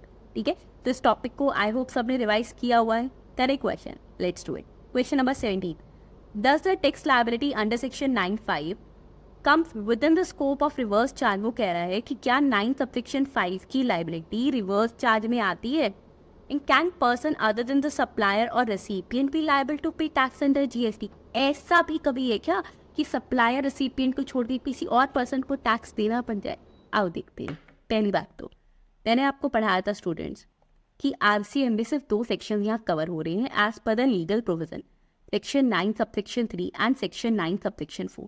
तो 9 सबसेक्शन 5 में पढ़ा हमने यही है, देखते हम यही है कि भाई ड्राइवर जो है, कैब ड्राइवर जो है, वो जो ऑपरेटर है इलेक्ट्रॉनिक कॉमर्स ऑपरेटर जिसकी उसने ऐप पे अपने आप को रजिस्टर किया है, अब उस केस में ड्राइवर, सप्लायर, वो रेसिपिएंट, वही लोग टैक्स दे रहे हैं। ठीक है, लेकिन ये आरसीएम प्रोविजन नहीं है, उसके पीछे प्रोविजन है इलेक्ट्रॉनिक कॉमर्स ऑपरेटर्स का। ठीक है, तो ये स्टूडेंट आरसीएम में कवर नहीं होता नहीं, because the definition of reverse charge उसमें सिर्फ 2 सेक्शंस कवर है, 9 सबसेक्शन 3 एंड 9 सबसेक्शन 4। क्लियर। अब स्टूडेंट्स बात आती है tax payment by e commerce operator. अब बात आ गई मैम वैसे इसको बेसिकली क्यों नहीं कह रहे इसमें रिवर्स चार्ज में, क्योंकि स्टूडेंट्स ये पूरा डिजिटल नेटवर्क से चल रहा है और इसमें तो वो क्या कर रहे हैं ना, डिजिटल नेटवर्किंग में they are not the recipients. वो हाँ हो क्या रहा है, वो एक्चुअल रेसिपिएंट से, मान लो अब यहाँ पर एक वेबसाइट है, ठीक है, ये मान लो ये सेलर है, सेलर यानी जो सर्विस प्रोवाइडर है यानी कैब ड्राइवर है, ठीक है, और ये है कस्टमर। इसने कस्टमर से पैसा रिसीव करा, देखना क्या होगा यहाँ पर। ठीक है, इसने इस कस्टमर से पैसा रिसीव करा रेसिपिएंट से और अपनी ऐप पे पैसा लेकर वहाँ से अपनी कमीशन डिडक्ट करके बाकी पैसा सेलर को दे दिया। तो यहाँ बेसिकली दैट जो वो पर्सन है ना, यानी वो जो वेबसाइट है, वो जो इलेक्ट्रॉनिक कॉमर्स ऑपरेटर है, वो रेसिपिएंट नहीं है, उसने तो रेसिपिएंट से पेमेंट लेकर सप्लायर को पास करी है। ठीक है, तो ये आरसीए में कवर नहीं होगा। ठीक है, इलेक्ट्रॉनिक कॉमर्स ऑपरेटर से स्टूडेंट्स ये क्वेश्चन काफ़ी इंपॉर्टेंट बनता है। Next, renting on residential dwelling देखते हैं। क्वेश्चन नंबर 18 अब हम करने वाले हैं कि अगर मान लो उसने अपनी जो है इमूवेबल प्रॉपर्टी, कौन सी वाली, रेजिडेंशियल ड्वेलिंग वाली, ठीक है, यानी अपनी प्रॉपर्टी को रेंट पर दिया है तो कैसे जीएसटी लगेगा। Mister Ram has 4 flats, mister Ram की 4 फ्लैट्स हैं, ओके, और 2 शॉप है पुणे में। ठीक है, उसने सभी की सभी जो फ्लैट्स और शॉप्स है वो रेंट पर दे दिए। कैसे कैसे दिए ये देखते हैं। पहला, फ्लैट नंबर 1 दिया है रेंट पर मिस्टर बी को, जो कि सैलरीड पर्सन है रेजिडेंस पर्पस के लिए। सेक्शन 9 सबसेक्शन 3 में मैंने आपको क्या पढ़ाया एक बार मैं अब अच्छा मैम सारा के सारे क्वेश्चंस राम के ही है, हाँ राम के ही है, तो इसमें क्या आप अलग अलग लीगल प्रोविजन लिखे? नहीं, ऐसे क्वेश्चंस में लिखोगे क्योंकि इंडिपेंडेंट केस उसने नहीं कहा, उसने कहा कि एक बिल्डिंग है, ठीक है, और उसने, या चलो मैं बोलती हूँ एक बिल्डिंग भी क्या, उसने, इसके पास एक ही पर्सन है राम, उसी की 4 फ्लैट और 2 दुकानें हैं। ठीक है, तो ये इंडिपेंडेंट केस नहीं है, ये एक दूसरे पे डिपेंड कर रहा है। यहाँ पर अब कैसे लेंगे, एक ही जगह लिख दो लीगल प्रोविजन कि भाई सेक्शन 9 सबसेक्शन 3 ने ये रेंटिंग ऑन रेजिडेंशियल ड्वेलिंग के केस में कहा क्या है, लिखकर एज पर सेक्शन 9 सबसेक्शन 3, अभी जो लीगल प्रोविजन मैं आपको समझाऊंगी वो लिखा, फिर नीचे डिस्कशन एंड कंक्लूजन में हर पॉइंट को एक्सप्लेन कर देंगे। होगा क्या, टाइम सेव होगा, बहुत अच्छा इम्पैक्ट पड़ेगा और स्मार्ट वे से आप प्रेजेंट कर पाओगे। आइए देखते हैं।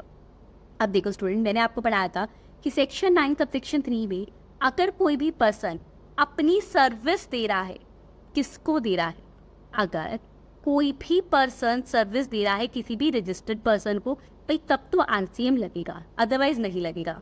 याद आई या नहीं आई बात? यस मैम आ गई। इसके साथ साथ मैंने आपको एक बात और पढ़ाई थी, क्या, जब हमने पढ़ा था एग्जाम्पशंस का चैप्टर। ठीक है, अच्छा हाँ, एग्जाम्पशंस में अगर किसी को डाउट है ना तो स्टूडेंट डिस्क्रिप्शन में देख लो, एग्जाम्पशंस के लिए मैंने आपको रिविजन लेक्चर, या फिर चलो डिस्क्रिप्शन में भी क्या एक काम करते हैं, ठीक है, आपको मैं बहुत जल्दी एग्जाम्पशंस की दोबारा से रिवीजन करवा दूंगी एक बार। ओके, तो चलो फिर एक फ्रेश रिवीजन करेंगे एग्जाम्पशंस की। आप अभी तो सुन लो। एग्जाम्पशन में स्टूडेंट्स मैंने आपको पढ़ाया था कि अगर कोई भी पर्सन अपनी रेंट की सर्विस दे रहा है लेकिन कैसी रेजिडेंशियल वाले पर्पस के लिए, तो वहाँ पर स्टूडेंट्स क्या रहेगा, एग्जाम्पशन रहेगी। आइए एक बार पूरे प्रोविजन को समझ लें। सेक्शन 9 सबसेक्शन 3 ने बोला क्या कि अगर कोई भी पर्सन देखो अपनी सर्विसेज दे रहा है, ठीक है, दो प्रोविजन यहाँ मैच करेंगे, मिक्सअप होंगे, इंटरलिंक है तो समझिए। कोई भी पर्सन अपनी सर्विस दे रहा है रेजिडेंशियल ड्वेलिंग को रेंट पे देने की, किसको, रजिस्टर्ड पर्सन को, तो वहाँ पर आरसीएम लगेगा। अब मैम ये तो ना क्लैश कर गया किसके साथ, एग्जाम्पशन वाले चैप्टर के साथ। आओ देखो, एग्जाम्पशन में मैंने आपको पढ़ाया था स्टूडेंट्स कि जब भी कोई पर्सन सर्विस दे रहा है रेजिडेंशियल यानी रहने वाली जगह की, ठीक है, रेजिडेंशियल ड्वेलिंग की रेंट पे दे रहा है उसको, किसको, अदर देन ए रजिस्टर्ड पर्सन को यानी अनरजिस्टर्ड पर्सन, ठीक है, तो वहाँ पर एग्जाम्पशन अदरवाइज नहीं। अब यहाँ पर बात आती है कि वो जिसको जो रहने के लिए जगह दे रहा है वो है कौन। पहला केस स्टूडेंट, उसने जो है रेंट पर जगह दी है एक मिस्टर बी को, सैलरी पर्सन को। सैलरी वालों को जीएसटी लेना नहीं मैम, वो तो स्केड्यूल 3 में हमको लेना ही नहीं जीएसटी, ठीक है। तो इन दैट केस यहाँ पर वो अनरजिस्टर्ड पर्सन है तो ये एग्जाम्पशन है, सॉरी, यानी कि स्टूडेंट उसको यहाँ पर जीएसटी देना ही नहीं है। Second, Flat 2 is given on rent to XYZ Limited registered in GST company is using a guest house for residence purpose। अब यहाँ पर मतलब हमने एक रजिस्टर्ड पर्सन को दिया है घर, ठीक है, रेंट पे, तो यहाँ पर स्टूडेंट्स लग जाएगा हमारे पास जीएसटी। और कैसा, सेक्शन 9 सबसेक्शन 3 यानी कि reverse charge mechanism. Clear. Point number 3, flat 3 is given on rent to mister C जो कि एक सीए है बट वो अनरजिस्टर्ड पर्सन है, who is using it for official purpose। Ma'am unregistered person को दिया है ना, तो फिर उस केस में क्यों टैक्स लगेगा या नहीं लगेगा। तो देखो मैंने बोला था स्टूडेंट्स कि देखिए अगर एग्जाम्पशन तब लगती है अगर एज रेजिडेंस पर्पस किसी को दिया है, रेजिडेंशियल ड्वेलिंग यानी वो बंदा वहाँ पे जाकर रह रहा है, काम नहीं कर रहा। अब चाहे ये जो चार्टर्ड अकाउंटेंट है ये एक अनरजिस्टर्ड पर्सन है लेकिन he is using it for official purpose, तो यहाँ पर जीएसटी लगेगा। हाँ अगर वो अपने घर रहने के लिए लेता तो एग्जाम्पशन आ जाती। नेक्स्ट पॉइंट मैम, क्योंकि यहाँ पर ये जो पर्सन है यानी कि मिस्टर सी जो कि एक चार्टर्ड अकाउंटेंट है, अब देखो हुआ क्या इस केस में, राम ने सर्विस दी है रेंट की, किसको दी है, एक चार्टर्ड अकाउंटेंट को जो अनरजिस्टर्ड पर्सन है प्लस ऑफिशियल पर्पस के लिए है। ध्यान से, एग्जाम्पशन तो नहीं है, क्यों नहीं है, क्योंकि रेजिडेंस पर्पस के लिए नहीं, ऑफिशियल के लिए, तो मैम आरसीएम होगा, नहीं आरसीएम भी नहीं है। रीजन, क्योंकि अनरजिस्टर्ड पर्सन है। RCM will be applicable only in that case when the property is given to rent, given on rent to a registered person. भाई रजिस्ट्रेशन होगा ना तभी उससे जीएसटी लो, अदरवाइज सप्लायर को कोना हो जाके tax they they in the case of renting, not in all the cases. Clear. तो यहाँ पे राम को ही टैक्स देना पड़ेगा। चलो फिर स्टूडेंट्स देखते हैं point number D, 2 commercial shops are given on rent to partnership firm for running garments business. 2 commercial shop rent पर दी है, किसको दी है, अपना बिजनेस चलाने के लिए किसी को दी है, ठीक है। तो यहाँ पर पहली बात तो एग्जाम्पशन अवेलेबल नहीं है क्योंकि वो सिर्फ और सिर्फ कब रहती है, रेजिडेंस पर्पस के लिए, और ये तो कॉमर्शियल पर्पस है, तो मैम एग्जाम्पशन तो नहीं है। नेक्स्ट, क्या यहाँ आरसीएम लगेगा, नहीं, क्यों नहीं लगेगा, क्योंकि स्टूडेंट्स आरसीएम के केस में भी मैंने आपको क्या पढ़ाया, जब रेजिडेंशियल ड्वेलिंग की सर्विस दी वो भी रेजिडेंस होना चाहिए था किसी रजिस्टर्ड को, तो आरसीएम लगना था। ये तो कमर्शियल पर्पस है। देखो first of all it is commercial purpose plus किसको दी है, ठीक है, एक पर्सन को दी है, उसने अपना बिजनेस चलाने के लिए, ऑफिशियल पर्पस के लिए, तो भाई यहाँ पर लगेगा फॉरवर्ड चार्ज मैकेनिज्म, यानी supplier is liable to pay the GST in this case. देखिए exemption is not available to renting of commercial place and also in this case there is no provision of reverse charge, hence supplier यानी Ram is liable to pay tax on renting of 2 commercial shop under forward charge। इसी के साथ आज खत्म होते हैं हमारे पास reverse charge mechanism के सारे क्वेश्चंस, ठीक है। तो जितने भी इंपॉर्टेंट क्वेश्चंस उस टॉपिक से बनते थे मैंने आपको सब करवा दिए हैं। Basically we have covered approximately 18 questions. I hope अच्छे से समझ आए और आप इस चैनल पे नहीं हो तो प्लीज़ सब्सक्राइब कर लेना, वीडियो लाइक करना मत भूलना, मुझे कमेंट करके ज़रूर बताना कि कैसी लगी वीडियो, ठीक है। और जो भी फ्रेंड्स हैं जिनके एग्जाम्स आने वाले हैं प्लीज़ उनके साथ शेयर कर दो। एक इंपॉर्टेंट अनाउंसमेंट दोबारा रिपीट कर रही हूँ, जिसको टेस्ट सीरीज ज्वाइन करनी है प्लीज़ विजिट आवर वेबसाइट और app and please please join it, ठीक है। अगर आपको उसकी ज़रूरत है तो उसको ज्वाइन ज़रूर करना। आपको खुद से अपने मार्क्स में जो है आपको खुद लगेगा कि मेरी प्रिपरेशन बहुत अच्छे से हो रही है and now I am ready to give the exam. Thank you.